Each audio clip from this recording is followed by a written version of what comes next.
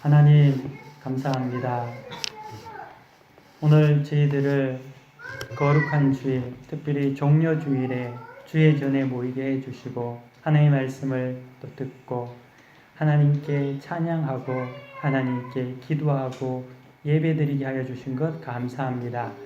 이 시간 하나님의 말씀을 우리가 들을 때 또 말씀을 통하여서 하나님의 뜻을 우리가 깨달아 알게 하여 주시옵시고 하나님께 영광 돌리는 삶을 살 수 있도록 우리 가운데 은혜 베풀어 주옵소서. 전하는 자나 듣는 자 모두에게 오직 성령님의 역사만이 있게 하여 주옵소서. 감사드리며 예수 그리스도 이름으로 기도 올려드립니다. 아멘.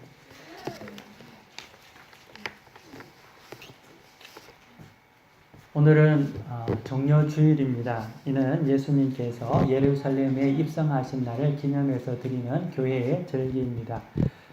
예수님께서 예루살렘에 입성하셨을 때 많은 사람들, 그 당시 예루살렘에 있었던 사람뿐만 아니라 주변에 있는 갈릴리에 있었던 사람들까지도 함께 내려와서 예수님의 입성을 환호했습니다. 근데 그들이 그렇게 기뻐했던 이유는 예수님께서 일주일 후, 7일 후에 십자가에 달려 죽으실 것을 기대하고 기뻐하고 환호한 것은 아니었습니다. 그들의 환호는 이스라엘을, 유대민족을 로마의 압제와 통치에서 벗어나게 하고 또 그들의 비천한 삶, 그들의 어려운 어떠한 모든 환경의 어려움들을 해방시켜주고 더 나은 어떤 생활과 육신의 욕망을 채워주는 그러한 메시아가 왔다고 생각했기 때문에 그들은 환호하고 기뻐했던 것이지요. 성경에 보면은요, 예수님께서 들어오시는 그 길목에 사람들은 자기의 겉옷을 펴고 나뭇가지를 그 위에 올렸다고 합니다. 그러면서 그 예수님을 열렬히 환호했습니다. 겉옷이라는 것은 당시에는 우리는 지금 겉옷도 몇 벌 입고 하겠지만 그 당시 겉옷이라는 것은 가난한 자들에게 단 한 벌밖에 없는 그런 소중한 것이었습니다. 유일한 재산이었다는 거죠. 겉옷은 겨울에 자기의 추위를 막을 수 있는 이불이었고, 만약 그 겉옷을 빼앗기게 되면은 사실 가난한 자들은 자기의 어떤 생활을 영위하기가 참으로 어려웠던 것이 겉옷이었습니다. 보호해주는 아주 중요한 인생의 자기의 삶의 중요한 재산 1호였다는 거죠. 근데 그 겉옷을 땅에 펴고 예수님을 맞이했다는 것은 그들이 얼마나 예수님의 입성을 열렬히 환호했는지를 우리가 가늠해 볼 수 있는 좋은 하나의 어떤 사건이라고 볼 수 있습니다. 또 겉옷을 이렇게 자리에 펴고 깐다는 것은 충성한다는 의미를 가지고 있습니다. 열왕기하 9장에 보면은요, 하나님께서 아합의 집을 하나님의 진노로 말미암아 완전히 멸절시키기로 작정하시고 엘리사에게 하나님의 뜻을 보입니다. 그래서 엘리사가 자기의 제자 한 사람을 불러서 하나님의 뜻을 전하고, 너는 지금 아합의 집을 멸망시키기로 작정하신 하나님의 뜻을 따라서 아합의 군대 장관이었던 예후에게 가서 그에게 기름을 붓고 왕을 세우라고 이제 명령을 합니다. 대신 네가 가서 기름을 예후에게 붓고 그리고 아합의 집을 멸절시키고 또 하나님께서 너를 왕으로 세우겠다는 그 말씀을 전한 후에는 무조건 달아나야 된다. 그렇지 않으면 네가 죽임을 당할 수 있으니까 기름을 붓고 왕을 선포하고 도망치라고 이야기를 하는 내용이 구약 열왕기하 9장에 있습니다. 그래서 선지자 엘리사의 제자가 그 말에 순종해서 이제 예후를 찾아서 진중에 갑니다. 가니까 그 진중에 아합의 군대 장관들이 다 모여 있는데 그 선지자 생도가 가서 당신에게 할 말이 있습니다 라고 하니까 예후가 하는 말이, 이 중에 누구에게 네가 하는 말이냐 라고 이렇게 묻는 거예요. 그러니까 선지자 생도가 당신입니다. 그래서 그 예후를 밖으로 끄집어내서 다른 방으로 옮기게 됩니다.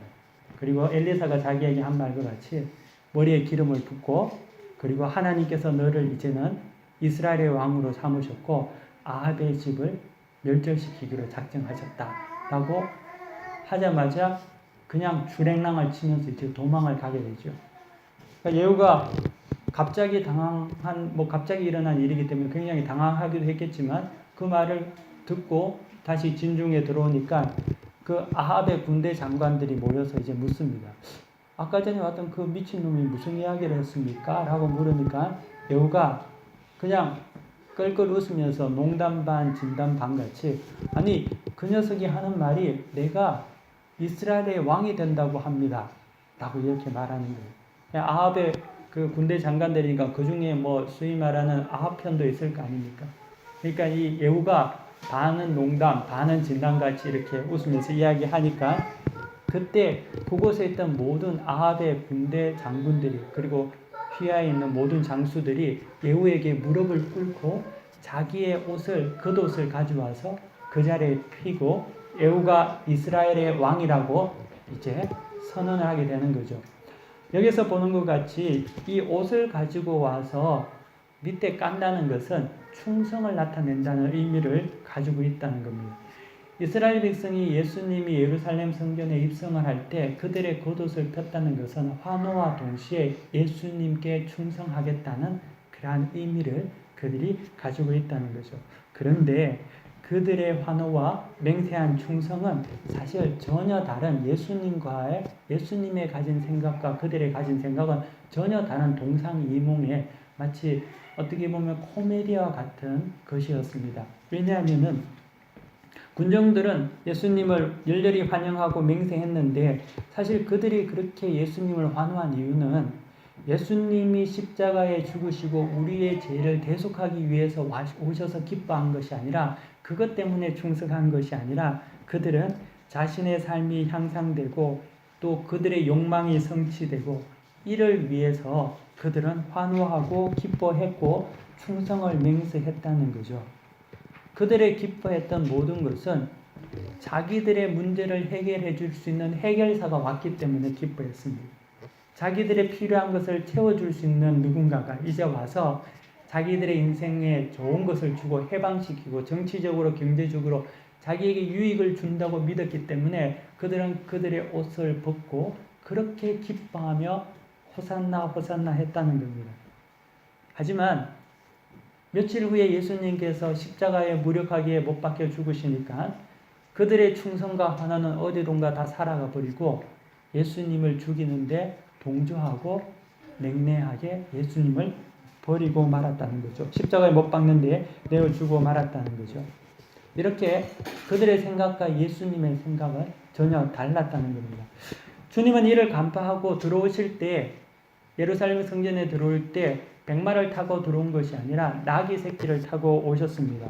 이것은 구약의 이사야의 예언을 성취한 것인데 군중이 전혀 그것에 대해서 관심이 없었기 때문에 주님은 암시적으로 백마가 아니라 나귀 새끼를 타고 오면서 너희들이 기대하는 메시아와 내가 너에게 줄 뜻은 내가 메시아로서 너희들을 구원하기 위해서 온 것은 다르다는 것을 보여주기 위해서 나귀 새끼를 타고 들어오셨지만 아무도 그것을 알아차리는 사람은 없었다는 거죠.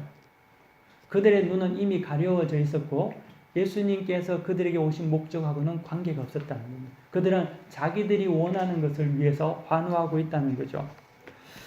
우리가 여기서 성경을 통해서 알 수 있는 것이 무엇입니까?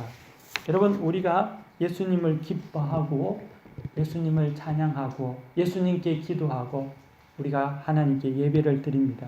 근데 그 이유가 여러분들이 기도하고 찬양하고 감사하고 예배드리는 이유가 내 자신의 필요한 욕망을 채우기 위한 것이라면은 우리의 문제를 해결해 주기 위해서 우리가 하나님을 그렇게 기뻐하고 찬양하며 예수님의 입성을 기뻐하고 있다면은 그것은 우리 또한 그 군중 속에 있는 한 사람과 다를 바가 없다는 거죠. 그것은 예수를 믿는 것, 예수를 의지하는 것이 아니라 하나님이라는 존재가 이 땅에서 나의 삶에 평안을 주는 그러한 존재이기 때문에 하나님을 믿고 의지하는 것이 되기 때문입니다. 그러므로 궁극적으로 경배의 대상이 하나님이 되는 것이 아니라 내가 경배의 대상이 되는 거고 하나님은 우리에게 무엇인가를 얻기 위해서 존재하는 그러한 우상에 불과하게 되는 것이죠. 구약의 선지자들이 몰렉 제사를 거부했습니다.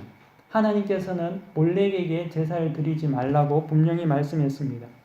왜냐하면 이 몰렉에게 드리는 제사는 사실 사람을 잡아 바치는 제사이거든요. 인간 제사를 몰렉 제사라고 했습니다.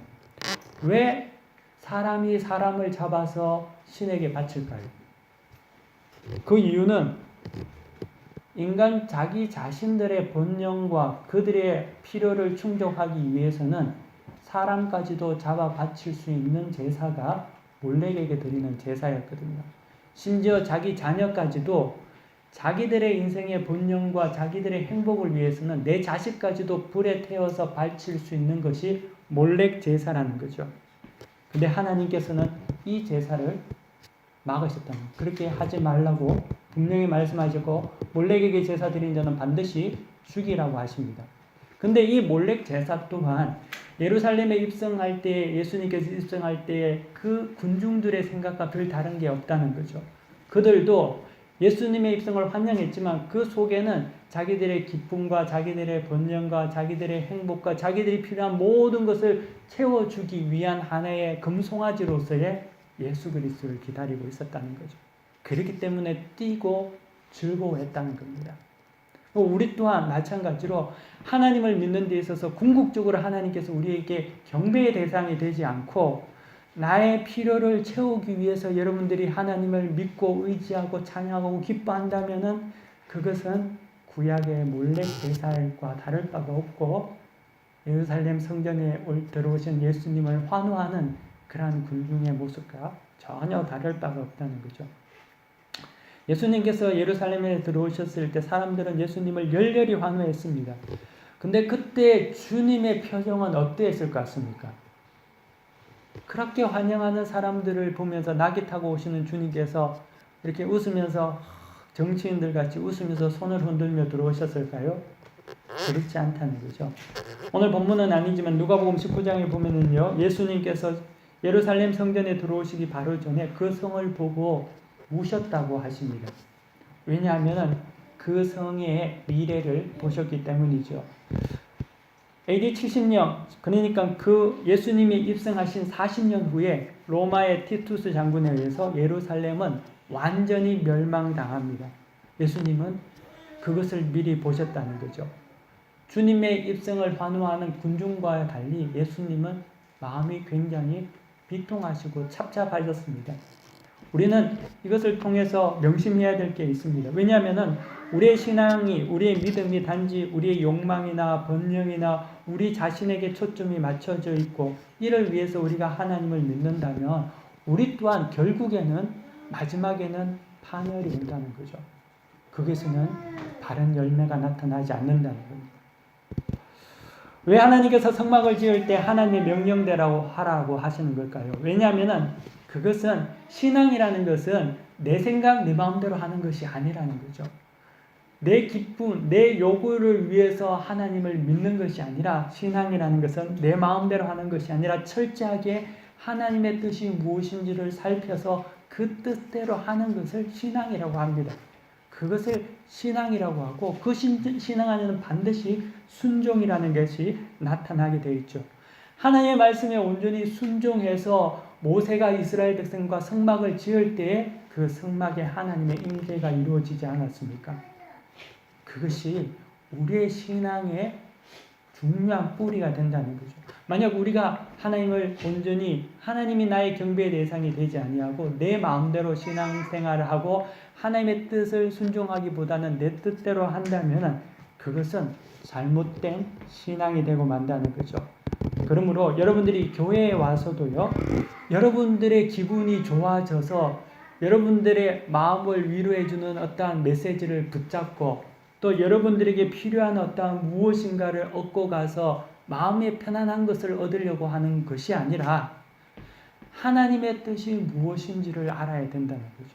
진정 하나님이 나에게 요구하시는 것이 무엇인지, 하나님께서 나에게 고치기를 원하는 것이 무엇인지, 하나님께서 나를 어떻게 빚어가시기를 원하시는지를 말씀을 통해서 깨닫고 배우고 설령 그것이 내 마음에 들지 않고 나를 불편하게 만들고 나에게 힘들게 한다 하더라도 그것이 하나님의 뜻이면은 그 하나님의 뜻을 따라서 순종하고 갈 때에 하나님의 역사가 우리 가운데 임하게 되고 하나님의 복이 이루어지게 된다는 거죠.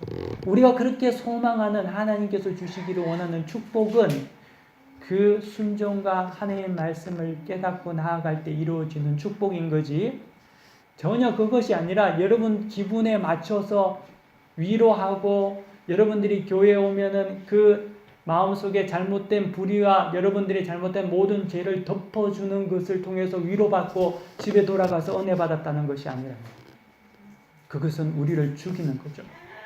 그 신앙은 하나님께 드리는 예배도 아니고 그것은 우상 숭배에 불구하다는 거죠. 주님은 그런 마음을 가지고 있었던, 하나님의 뜻은 전혀 알지도 못하고 나귀의 새끼의 의미도 전혀 알지 못하고 환호하고 찬양했던 그들을 보고 우셨습니다. 왜냐하면 그들의 미래를 보셨기 때문이죠. 우리도 그렇게 되지 않도록 우리가 깨어 있어야 된다는 거죠. 예수님께서 예루살렘 성전에 들어가셔서 제일 먼저 하신 일은 성전 정화였습니다. 당시 이 성전은 헤롯 성전이라고 불렀는데요. 이 헤롯 성전은 이 성경에 보면은 2성전 또는 3성전이라고도 볼 수가 있습니다. 근데 이게 왜 2성전이 되기도 하고 3성전이 되기도 하냐면은 물론 이제 학자들마다 다른데요. 1성전은 솔로몬이 처음으로 예루살렘 성전을 지었던 것을 제1성전이라고 하고요. 2성전은 포로기 이후에 스룹바벨과 유대인들이 지은 성전을 제2성전이라고 합니다. 근데 이 제2성전은 말라기 이후의 중간사 시대 때에 셀루시드 왕조의 안티오커스 에피파네스에 의해서 성전이 회파되게 되고요. 그로 인해서 성전은 오염되게 됩니다. 그리고 예수님 당시에 와서는 유대인이 아닌 에돔 출신의 헤롯이 유대인의 왕이 되게 되죠. 그래서 이 헤롯이 유대인들의 환심을 사기 위해서 새로 성전을 짓게 되는데 이것이 지금 예수님 당시의 성전입니다. 그래서 이 성전을 스룹바벨 시대 때 지어진 성전을 2성전으로 보고 헤롯이 지은 성전을 3성전으로 보기도 하고 제3성전으로 보기도 하고 아니면은 그 2성전을 다시 이제 복권하는, 재건하는 그런 과정이 있기 때문에 그냥 2성전으로 보기도 하는데요. 하여튼 그 당시에 헤롯이 지었던 이 예루살렘 성전은 굉장히 아름답고 잘 지어진 성전인 것 같습니다. 자그마치 이 성전의 건축 기간이 46년 동안 공사가 진행되었는데요. 우리가 성경에 보면은 제자들이 예수님과 함께 가면서 이 성전을 예수님께 보면서 예수님, 이 성전이 얼마나 웅장하고 아름다운지 그것을 예수님께 이렇게 이야기하는 적이 있습니다. 우리가 성경을 통해서 성전이 잘 지어졌다는 것을 알 수가 있죠. 그런데 그렇게 잘 지어진 성전을 주님은 도적의 소굴이라고 말씀하고 계신다는 거죠. 보기에는 너무나 아름다운데 그것은 도적의 소굴이라고 이야기하죠. 왜냐하면 첫 번째 그 성전은 하나님께 예배 드리기 위해서 세워진 성전이라기보다는 헤롯이 정치적인 목적으로 유대인의 환심을 사기 위해서 만든 그러한 정치적인 목적이 있었죠. 그리고 그 성전을 중심으로 해서 모든 기득권 세력들이 이권을 누리고 하나님께 예배 드리기보다는 매매가 이루어지는 곳이 성전이었습니다. 여러분, 보이는 것이 다가 아닙니다. 보이는 것이 다가 아니라 그 속에 있는 것이 중요하다는 거죠. 여러분들도 교회에 나와서 앉아있는 게 다가 아닙니다. 여기 앉아 있어도 하나님께 온전한 아벨의 제사를 드리는 사람도 있고 하나님께서 받지 않는 가인의 제사를 드리는 사람도 분명히 있다는 거죠. 보이는 것은 똑같지만 하나님께서 받으시는 제사는 다르다는 거죠. 그렇기 때문에 우리는 회칠한 무덤과 같이 되어서 안 된다는 거죠. 신앙은 그 과정 속에 있고 신앙은 영적인 것이라는 거죠. 겉은 멀쩡한데 너무나 보기에 화려한데 사실 주님은 그 성전을 보고 도적의 굴혈이라고 하거든요. 예수님께서 성전에 들어가셔서 그곳에서 성전 정화를 하십니다. 그리고 그곳에서 세 가지 어떤 모습을 보여주시는데요. 성경에 보면은 첫 번째는 매매하는 자들을 쫓아내시고요. 두 번째는 돈 바꾸는 사람의 상을 둘러 엎으시고 세 번째는 비둘기 파는 사람들의 의자를 둘러 엎으십니다. 먼저 매매하는 사람들을 한번 우리가 생각해 볼 필요가 있습니다. 여러분들이 회사 또는 뭐 학교, 대학교 이런 데 가면은 교내 식당, 사내 식당 이런 것들이 있잖아요. 근데 이런 교내나 사내 식당 이런 것들을 하려면은 어떻게 해야 됩니까? 기본적으로는 되게 공정한 경쟁을 통해서 입찰을 하게 되겠죠. 그래서 이제 계약을 해서 그런 곳에 이제 식당을 하기도 하지만 되게 요즘에 그렇지 않아서 많은 사회적인 문제가 나고 뭐 이슈가 되지 않습니까? 예를 들면은 뭐 아는 친인척 관계 사람을 입찰도 없이 그냥 특혜를 준다든지 이렇게 해서 뇌물을 통해서 편파적인 경우가 많다는 거죠. 이 당시 성전 안에 매매하는 사람들이 있었다라는 것은 그 또한 그곳에는 반드시 성전을 관리하는 사람들과 상업을 하는 사람들 간에 뭔가의 어떤 커넥션이 있었다는 것을 볼 수가 있습니다. 제사장은 사실 상업을 할 수 없는 거죠. 돈 거래를 할 수 없죠. 하기 때문에 그들이 무엇인가를 팔 수는 없습니다. 그런 이유로 누군가에게 그것을 불허하게 되고 그들이 매매를 해서 어떻게 보면 독과점으로 돈을 벌게 되면 그것의 일부를 그들이 챙겼다는 거죠. 성전 안에는 매매하기 위해서 그들에게 따르게 돈을 줘야 됐고 그러한 일들이 아주 공공연하게 이루어졌던 것으로 보입니다. 주님은 그 매매하는 자들을 보시고 그들을 쫓아내셨다고 성경에서 이야기합니다. 여러분, 교회는 우리가 이 예수님의 하신 모습을 통해서 우리가 하나 다시금 생각해 봐야 되는 것은 교회는요, 예배하는 장소죠. 하지만 예배하러 오는 장소가 아니라 교회 안에 매매하러 와서는 안 된다는 거죠. 성전을, 교회, 자기 자신을 사업장의 일부로 생각해서는 안 된다는 겁니다. 저희 아버지는 일찍 이제 몸에 이상이 생기셔서 돌아가셨는데요.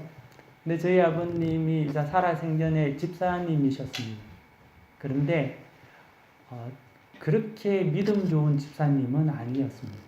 어머니께서 신앙이 참 좋으셨고 아버님은 이제 덩달아서 이제 신앙생활을 하게 됐는데 그러면서 처음에는 믿음이 없었다가 어느 순간 하나님께서 은혜를 주셔서 믿음 생활을 잘 하신 적이 몇 해 있습니다. 그래서 그때는 저희 가족이 모두 새벽에 함께 기도에 나가고 주일날 예배도 하나님께 드리고 또 저희 아버지가 또 교회에서 직분을 받고 봉사도 하시고 그렇게 해서 참 믿음 안에서 가족이 하나가 된 그런 때가 있었죠. 그런데 제가 기억하기는 한 가지 참으로 안타까웠던 것은 아버님이 교회 생활을 하면서 믿음 생활을 잘 하다가 교회 안에서 만난 집사님 한 분이랑 동업을 하게 된 겁니다. 근데 이 동업이 불씨가 된 거죠. 왜냐하면은 하다가 잘 되면 좋았겠지만 그렇지 못했다는 거죠. 그러다 보니까 그것이 상처가 되었고 그로 말미암아 교회를 나가지 않게 됩니다. 나중에는 믿음도 많이 잃어버리고 약해지셨습니다. 막 자라나던 그 믿음이 죽어버렸습니다. 그리고 오랜 세월 동안 교회를 등지시고 계셨다가 나중에 다시금 회개하고 하나님을 다시금 만나고 하나님의 품으로 돌아가셨습니다. 여러분, 교회는 무조건 희생하고 섬기는 자리입니다. 여러분들이 어떠한 이득을 생각하는 순간부터 그곳에 마귀가 틈타게 되어 있습니다. 사탄이 틈탄다는 거죠. 우리는 교회 안에서 섬기고 희생하고 돕기 위해서 우리는 주 안에서 함께 세워져 가는 것이 그런 어떠한 섬김의 마음이 없으면 희생의 마음이 없으면 손해볼 생각이 없으면 그런 것은 아예 시작도 안 하는 것이 중요하다는 거죠. 교회는 매매의 장소가 아닙니다.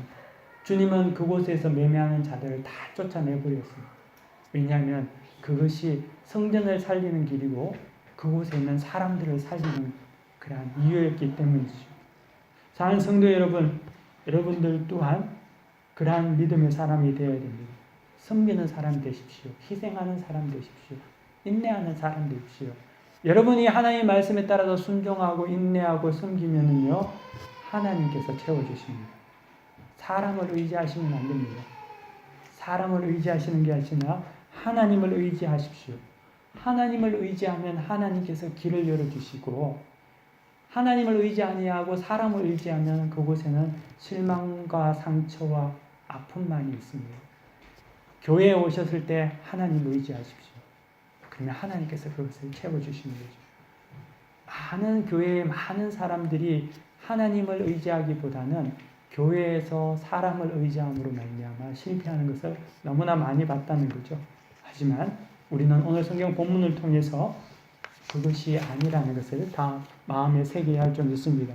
또 두 번째 보면은요, 돈 바꾸는 사람을 주님은 그들의 돈 바꾸는 상을 엎으셨습니다. 누가복음 20장에 보면은요, 대제사장과 서기관들이 정탐꾼을 예수님께 보내서 예수님의 말씀에 책을 잡으려고 교활한 질문을 합니다. 그것은 뭐냐면 우리가 가이사에게 세금을 바칠까 말리까 라고 이렇게 묻는다는 거죠.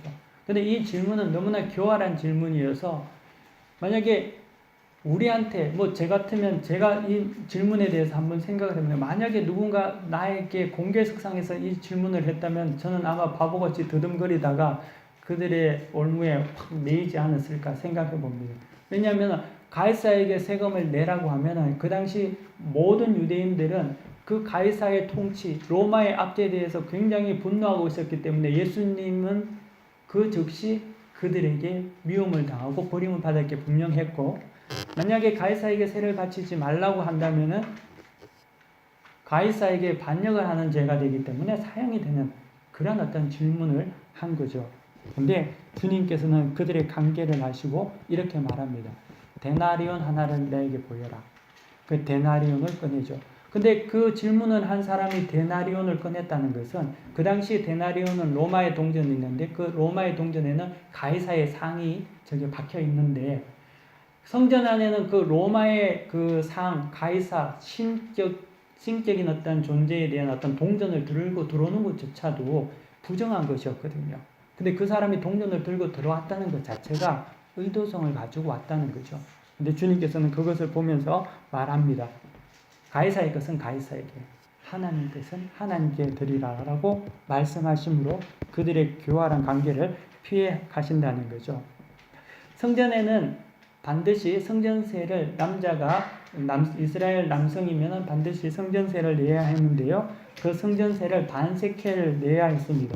근데 그 성전세를 내려면은 그 당시에 통용하는 데나리온은 가이사의 얼굴이 찍혀 있기 때문에 하나님 앞에 낼 수는 없습니다. 왜냐하면 우상의 돈을 낼 수가 없으니까. 그래서 그 당시 유대가 사용하는 세켈을 사용했다든지 아니면 두로에서 사용하는 동전 중에 화상이 찍혀져 있는 동전을 통하여서 세금을 냈는데요.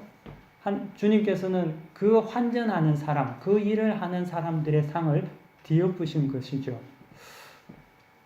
이것은 우리가 좀 생각해 볼 필요가 있습니다. 왜냐하면 성전세를 내기 위해서는 반드시 돈을 바꿔야 되는데 그러기 위해서는 로마 동전이 아니라 세켈로 바꾸기 위해서는 그걸 통해서 일을 하는 사람이 있어야 되겠죠. 근데 그걸 통해서 소위 말하는 환치기를 하는 사람들이 그게 있었다는 거죠. 자그마한 이득이지만 환율을 통해서 돈을 바꿔줌으로 말미암아 그들에게서 이익을 얻는 수입을 올리는 사람이 있었다는 거죠. 그 사람들을 주님께서는 그 상을 엎으셨다는 거죠. 여러분, 교회 안에서 이전 우리 안 해내야 되는 건 당연하게 아시죠? 어느 교회에서 집사님 한 분이 믿음 생활 잘해서 구역장이 되고 구역장으로서 구역원들을 모아놓고 말씀 가르치면서 그들에게 계를 해서 어느 날 밤 야반 도주에서 그 교회가 큰 어려움을 겪은 경우가 있습니다. 그래서 교회 안에서는 사소한 어떠한 작은 어떠한 이윤을 생각해서라도 그런 일들을 해서는 안 된다는 거죠. 환전은 작은 이익을 남기는 어떤 별것 아닌 것 같이 보이지만요, 거기에는 욕심이 있다는 거죠. 거룩한 헌금을 내기 위해서 환전하는 것이 어떻게 보면 정당하게 느낄 수 있죠. 하지만 주님은 그 상을 엎으셨다는 거예요. 이것을 무엇을 의미합니까? 여러분, 하나님께 헌금하기 위해서 하는 그 안에서도 자그마한 어떠한 이득이 오고 간다면은 그것은 사탄이 틈탈 수 있다는 거죠. 우리는 생각하기에는 좋은 일 하는데 뭐 그거 환전해 주는 거 어때요? 하나님께 드리기 위해서 환전하는 건데 좋은 일 하면서 하나님도 좋고 나도 좋고 꼭 먹고 알 먹고 하면 좋겠지. 하지만 중요한 것은 성전 안에서 안 된다는 거예요. 주님은 교회 안에서는 일절 그런 것 하지 말라고 하는 거죠. 교회 안에서 좋은 일 하면서 여러분들이 이거 하면은 이 사람도 좋고 저 사람도 좋고 이득을 생기겠지, 그런 생각 자체를 하지 말기를 바랍니다. 교회에서의 물질은 오직 하나님께 자원해서 드리는 헌신의 징표고 그 헌금은 이웃과 타인을 섬기기 위해서 사용되는 물질일 뿐입니다. 그런데 어떠한 사소한 것에서라도 여러분들이 하나님 앞에서는 정결하게 이런 하나님께 드려야 한다는 거죠. 제가 과거에 영국에 잠시 있었을 때 그 영국에서 다녔던 교회는 헌금의 일부를 가지고 소위 말하는 복권 사업에 투자를 한 적이 있었습니다. 그래서 6개월 또는 1년이 되면 그 복권 수익금을 교회에서 당첨이 되면 뭐 더 받기도 하고 적게 받기도 해서 그것을 교회에서 재직회를 할 때 발표하기로 하고 했는데 사실 그것은 바른 것이 아니라는 거죠. 교회는 이윤을 남기는 장사를 하지 않습니다. 교회는 흘러넘쳐서 모두에게 전하고 섬기고 희생하는 것이 교회라는 것입니다. 어떠한 이윤을 남기려고 한다면 작은 이윤이라도 그때부터는 시험에 들게 되는 거죠. 우리가 이건 좀 그냥 제가 하나 생각하는 건데요. 여러분, 제가 루블리아나 매주 토요일마다 가지 않습니까? 근데 토요일날 루블리아나를 가면은 갔다 오다 이렇게 가면은 자그레브 국경 가기 전에 톨게이트가 하나 있습니다. 그러면 여러분 잘 아시죠? 거기 가격이 얼마인 줄 아십니까? 톨료가 7쿠나 1유로예요. 그리고 또 이제 들어올 때 다시 1유로를 내요. 그리고 이제 가다 보면은 이제 기름을 넣고 거기에서 이제 커피를 한 잔 먹든지 음료수를 마실 때가 있습니다. 근데 이건 지극히 제 개인적인 이야기인데 좀 부끄럽긴 하지만 여러분 들어주세요. 근데 제가 가면서 한번 이런 생각을 했습니다. 야, 그 1유로 내는 거 2유로인데 왔다 갔다. 뭐 커피 한 잔 먹으면 1유로, 2유로 정도 되겠죠. 근데 가면서 야, 이거는 유블리아나 교회에서도 헌금으로 내가 먹어도 되지 않을까. 뭐 한 1유로 정도 교회에서 나한테 해주면 되지 않을까 이런 생각을 한번 해본 적이 있습니다. 그런데 제가 그렇게 하지 않습니다. 왜 그런지 아십니까? 작은 이윤이라도 하나님께서 여러분들에게 갚아주실 것을 기억하시기 바랍니다. 제가 1유로 내고 7쿠나 내면서 제가 하나님 돈 안 쓸 테니까 하나님께서 저한테 더 30배, 60배, 100배로 하나님 부어주십시오. 그런 마음으로 그런 생각이 있어요. 하나님께서는 우리의 마음 중심을 보신다고 하지 않습니까? 하나님 앞에서 우리가 정직하고 하나님을 의지하시면 하나님께서 그것에 대한 반드시 하나님의 인도하심과 축복이 있을 줄 믿습니다. 가톨릭이나 정교회에 가면은요, 그쪽에서는 그렇게 헌금을 요구하지 않습니다. 그 중에 이유가 하나는 사실 정교회 같은 경우는 들어가면 초를 팔거든요. 근데 그 초를 판매해서 수입이 굉장히 많습니다. 그렇기 때문에 굳이 성도들에게 그렇게 하지 않아도 되죠. 하지만 개신교 같은 경우는 너무 또 헌금을 강요하니까 다들 그것 때문에 실을 들고 교회를 안 나오지 않습니까? 근데 그게 중요한 것이 아니라 하나님께서는 우리 마음 중심을 본다는 거죠. 제가 불가리아 가서 보니까 불가리아 개신교회는 아무도 교회에 헌금을 안 하더라고요. 왜냐하면은 정교회가 초를 팔고 헌금을 받지 않기 때문에 그 헌금을 다른 어떤 교회에서 판매 수익을 통해서 그걸 얻기 때문에 불가리아에서는 일반 개신교 교회인도 헌금을 내는 것이 아닌 걸로 알고 있더라고요. 그러다 보니까 모든 그곳의 사역자들이 목사하면서도 이중잡을 띄어야지만이 사역을 할 수 있더라고요. 근데 안타깝게도 그러다 보니까 교회가 세워지지가 않습니다. 헌신자가 없거든요. 우리가 이걸 통해서 우리가 한번 마음속에 한번 생각해 볼 것들, 여러분들이 하나님께서 주시는 어떤 마음들을 여러분들이 한번 느껴보시기 바랍니다. 마지막 세 번째로 비둘기를 파는 자들이 있었습니다. 그런데 주님께서는 비둘기에 파는 자들의 상을 의자를 엎으셨습니다. 근데 이 비둘기는 여러분 레위기에 보면 하나님께 제사를 드릴 때 하나님께서 사회적인 신분에 따라서 구별해서 드리게 했습니다. 왜냐하면은 제사장의 경우에는 속죄제를 드릴 때 소를 드리게 하시고, 그 다음에 백성의 지도자의 같은 경우는 뭐 소나 양이나 염소를 드릴 수 있게 했습니다. 근데 가난한 자들에게 대해서는 경제적인 형편을 고려해서 비둘기를 드리라고 하고요.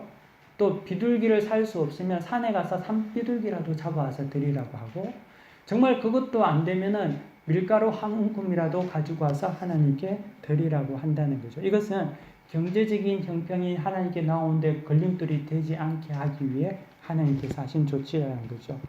또 이것은 하나님께 나올 때는 반드시 희생이 필요하다는 것을 말하고 있습니다. 덜렁덜렁 오지 말라는 거죠. 여러분들 하나님께 더 받기를 원한다면 하나님의 방법으로 사셔야 됩니다. 하나님은 구별하지 않았습니다. 많이 가진 자는 소를 가져와도 되고, 없는 자는 밀가루 한 움큼을 가져와서라도 자기 자신의 마음을 희생을 보기를 원한다는 거죠. 왜 그렇습니까? 주님은 여러분을 위해서 피 흘려 죽기까지 사랑하셨습니다. 주님은 생명을 여러분들에게 주셨습니다. 우리가 하나님께 나올 때 우리 또한 그 마음을 알기를 원하신다는 거죠. 하나님은 아니야. 하나님은 우리가 얼마나 사랑하는데, 하나님은 우리가 아무것도 없이 빈손으로 와도 그냥 괜찮다고 하셔. 저는 성경 읽어보니까 그렇지는 않는 것 같습니다. 하나님도 우리같이 우리가 하나님께 기쁨으로 자원해서 드릴 때 너무나 감동하시고요. 하나님도 우리가 하나님을 싫어하고 떠나고 우리가 죄 지을 때 하나님께서 우리를 위해서 울고 화내시고, 하나님은 우리와 동일하게 인격적으로 하나님은 우리를 만나시기를 원하신다는 거죠. 하나님은 우리의 예물을 차별하지 않습니다. 하나님은 부자의 헌금도 또 과부의 두 렙돈도 하나님 보시기에는 동일한 잣대에 있다는 거죠. 우리가 단지 하나님을 보지 않고 사람의 눈치를 자꾸만 보아서 그게 문제라는 거죠. 하지만 여러분, 사람을 보는 것이 아니라 믿음은 하나님과 하는 겁니다. 하나님은 소든지 밀가루든지 전혀 상관하지 않는다고 분명히 말씀하셨지 않습니까?